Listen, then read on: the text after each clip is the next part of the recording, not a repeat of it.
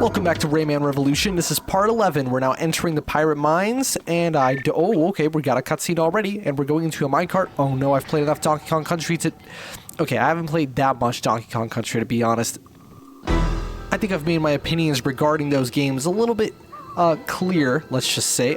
Anyway, what are we doing here? I think we're going to be having a little bit of a different mission. Ooh, I really love this environment. It gives me weird... you know, I get Return to Not Poly vibes for some reason. Not Unreal, specifically Return to Not Poly. How are we supposed to get over there? Well, simple. We got a freaking purple lum, right? Let me check. Yes, we do. How are we gonna get it, though? Oh, like that. Now we just have the oh, come on. Come on, Rayman. Why do you have to not work out in my favor every time? Okay, where's the fucking assignment that just says, okay, you are going to progress through the game with 0 flaws. Why? Because that's most fun. Okay, I know. 0 problems. Either way, let's just keep doing some platforming over here, and I have no idea what could possibly happen after this point, as I do not have experience with future sections of this game. Okay, I guess we're gonna have access to a bonus stage later. Probably not, though, because I swear this game was designed by the guys who unironically think that puzzle games are fun. Because they're not. Okay, no. That's a little bit of projection. Maybe there's people who genuinely find enjoyment in those kind of games. I don't understand those people, though, because the whole point of a video game is that it's not limited to a puzzle. My babies!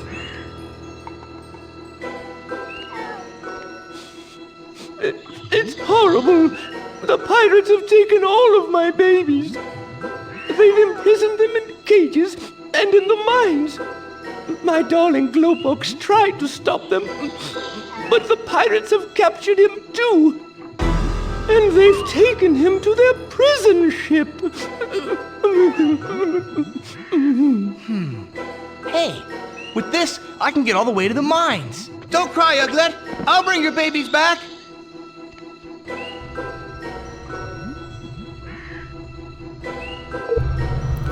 Again, I don't know if this was in the original game or not, because this feels like a very, it feels very much like an addition made in a future release of a title, not something that would have been in the original, because this is odd. So what we're doing here is we're just going to each mine and collecting the children, basically. Oh, what the fuck? They teleported in and then back out.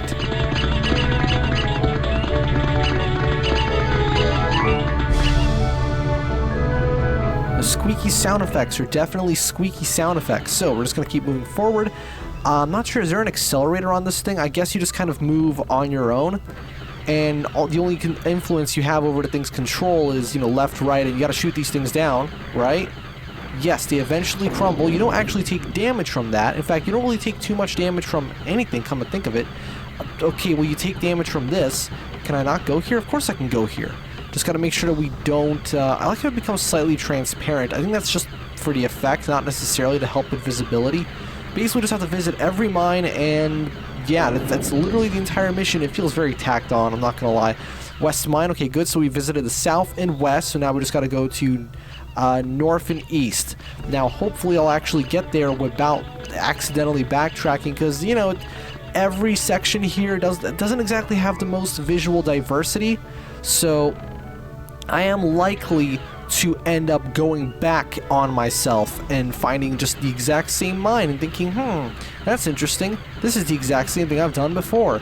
And oh my god, this is so incredibly boring.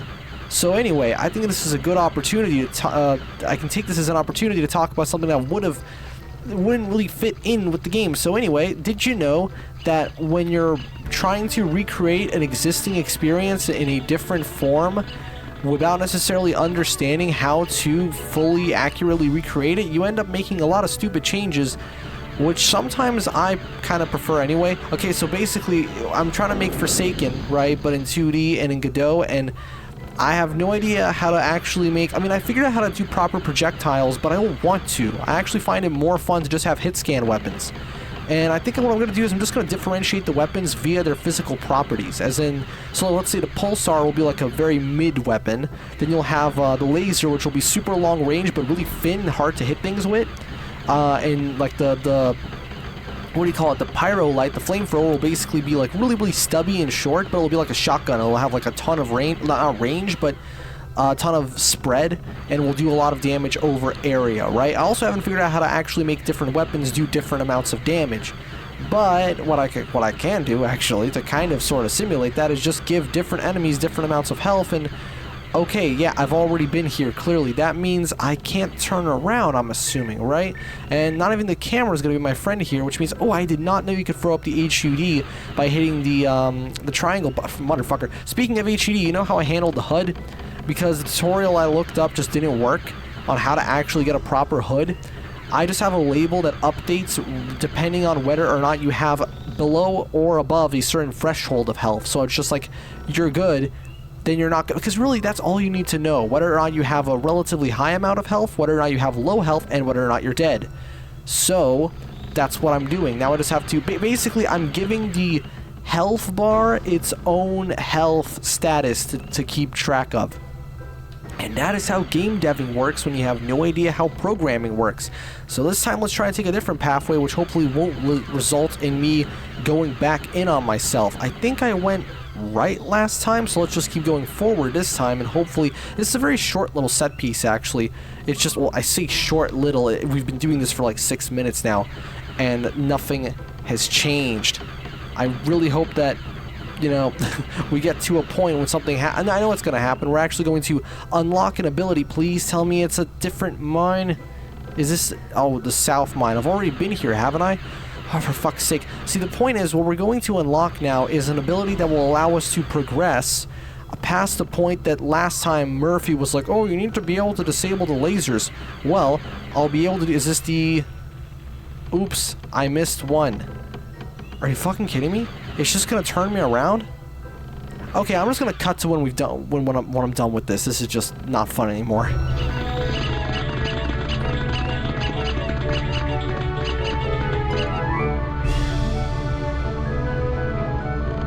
It's playing the special music cue. That's how you know that... What the fuck? Did they expect me to do a U-turn? Oh, I guess I can, yeah.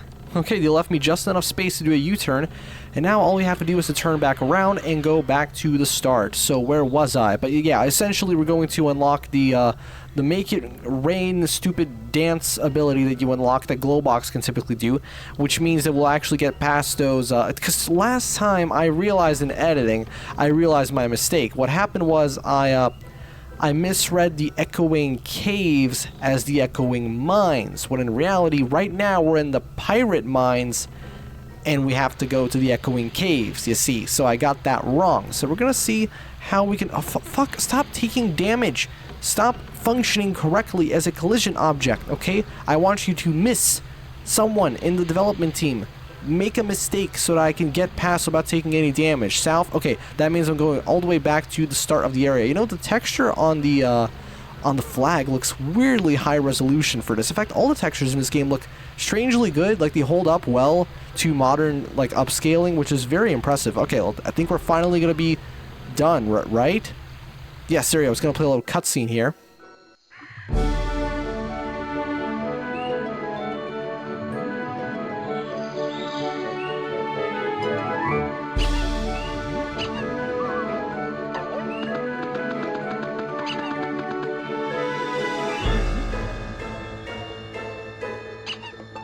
Mama? Oh, my baby! Look, Uglet! Here are the others!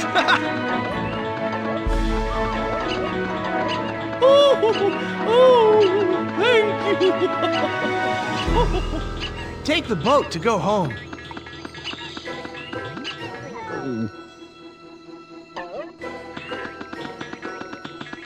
Rayman!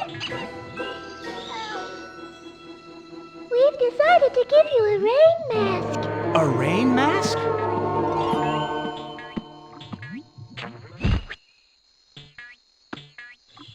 You'll be able to use it to make it rain, like the Glowbox family. Thanks, Uglet. See you soon.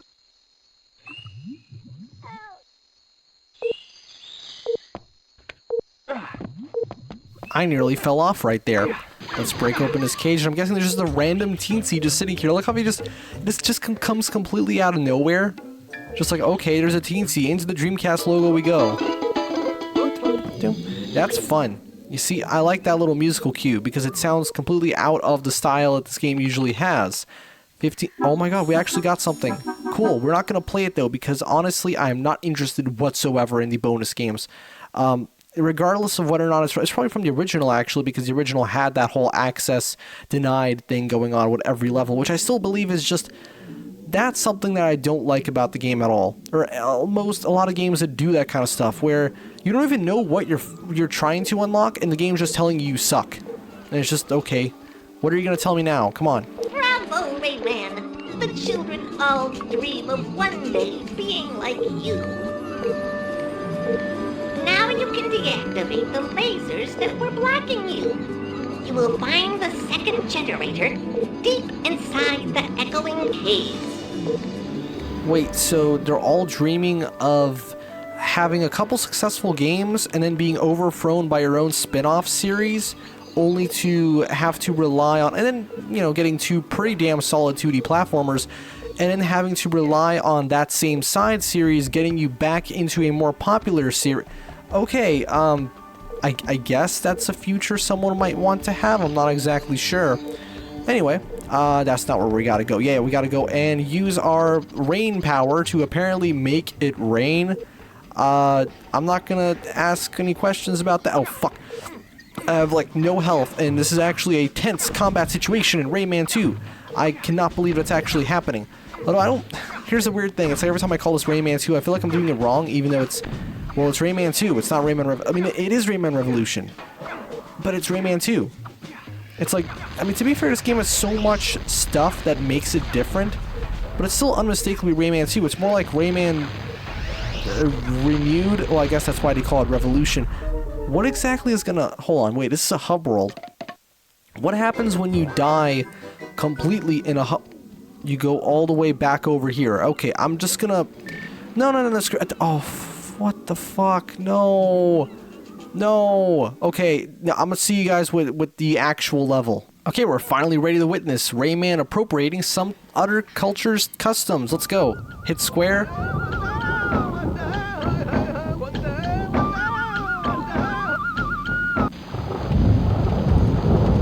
I wonder what Glowbox would have thought when he saw that. That if he had seen that, that's pretty funny actually. Okay, I think we're finally going into the real level of this part of the game with only about 5 minutes left of the episode. And that was according to plan. Actually it wasn't, but that's okay because we're going to continue in, you know, part 12 later. But, you know, let's just keep playing for as long as... Oh my god. Oh, this is one of those cool set piece type moments. I forgot. This is basically the cover art for Rayman 2, actually. The original Rayman 2 on N64. In fact, all the cover arts for Rayman 2 are like that because Ubisoft is trying to convince you that all these different releases of Rayman on the different platforms are a different game when in reality they're not. Rayman DS is not its own game. Rayman 3D is not its own game. It doesn't matter what the... Oh, fuck. No, I can make it. You know, it's fine. Oh, no, wait, hold on. Did it just skip? Oh, no, I think it's fine. Okay, I was worried for a second that maybe it would have, like, skipped some content, but I don't think that's the problem. Although, to be fair, well, yeah, you want to talk about skipping content, considering that, you know, you're clearly not 100%. Well, that's the thing. I don't care. I like video games to play as a thing to be fun, not a thing to check off a fucking box of lists. A box of lists? That's some real smarts right there. List of boxes. You know, an exercise in how many things you can do without any of them actually necessarily amounting to the fun of the game. This is the fun part. This is awesome. Like, I don't care if I miss a couple lums or whatever. I'm still gonna... Come on, if I can help it. If I can fucking help it, there you are. It said if I can help it, I'll collect as much stuff as I can because it's satisfying. But if I have to disrupt that flow of entertainment, then it's no longer an entertaining experience. You know, I feel like it's funny how unlike every other medium, when it comes to video games, we seem to have a pretty high tolerance for making it not what it's supposed to be, which is fun. It's like, no, we're going to make it as unfun as possible. Not just when making the thing itself, but when playing it as well. I obviously need to hit that switch. But what's gonna happen? Oh, shit. That's what happened. Hopefully that... Yeah, okay. That's gonna be just fine for us. We're gonna be able to make it through. And then I think it's gonna do a little aspect ratio change again. Yep, it always does that. For some reason, it's like it doesn't properly letterbox it. It kind of leaves the top bit of the screen a little bit off. You know, there's slightly less black there. It's kind of weird how they did that. I'm not sure why. Were they going for a cinematic effect or not? I'm not exactly sure. It doesn't really matter. So let's just save real quick. And, whoa, it's raining. I remember this part, I think, because I played it a little bit recently. Again, we're getting very close to the point where I have no idea what's going to happen afterwards. So this is still not new to me, but it will become new soon enough. So what are we doing? We have to hit a couple switches, which, fuck me, okay. So they've definitely tried to up the ante with the combat, and by up the ante, I just mean now you have to hit the fire button a little faster so that you can get rid of the missiles that are getting shot at you, which is significantly more challenging, is it? Well, actually, it's not. You know, I've really grown to appreciate the pirate design. I mean, it's so good, because you know how pirates have, like, these big beards, stereotypically, right? Well, their grills are kind of like beards. Like, I never noticed just how, I mean, obviously I noticed games art direction is great, but I never really paid too much attention to the individual character designs. Get what I mean? Other than Rayman himself, of course. So, I think we just got to go over here now. Look around the area a little bit. Oh, yep. We got this weirdly modeled, actually 3D model ladder. Before, that was the most common thing, because typically you just have a texture. And now let's see what else we can collect. Can we go over here? No, we can't. He's rather selective when it comes to what ledges he can grab. Oh, hey, it's some health pickups from Return to Castle Wolfenstein 2001. The game that I kept talking about doing a series on, and I just like went, nope, we're not doing that, because the game is hard. Am I locking onto something through a wall? That might be a possibility. Anyway, what are we collecting? We're going to collect more of this stuff, and there we go. We got another pickup. I have no idea where we're actually trying to... I mean, no, I don't remember where the switches are. That's the thing. This right here is really clever. Look how they've hidden the one of the cages just within the environment. I wouldn't be surprised if some people might have missed that. I mean, no, of course not, because basically when you present the player with something that they're encouraged to find, their eyes will instantly just scan every possible area to find an instance of that thing.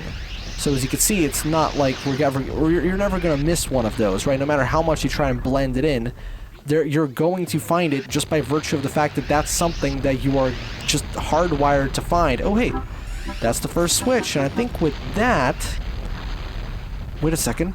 Let's just check out what this elevator has to... I think it's just going to bring us back over here, isn't it? Let me see. Yeah, oh, wait a second. What is this? What's this ladder? Where are we going? Oh. Oh, this platforming section. Okay, we're going to leave that for next time. I'll see you guys next time. Part 12 of Rayman Revolution.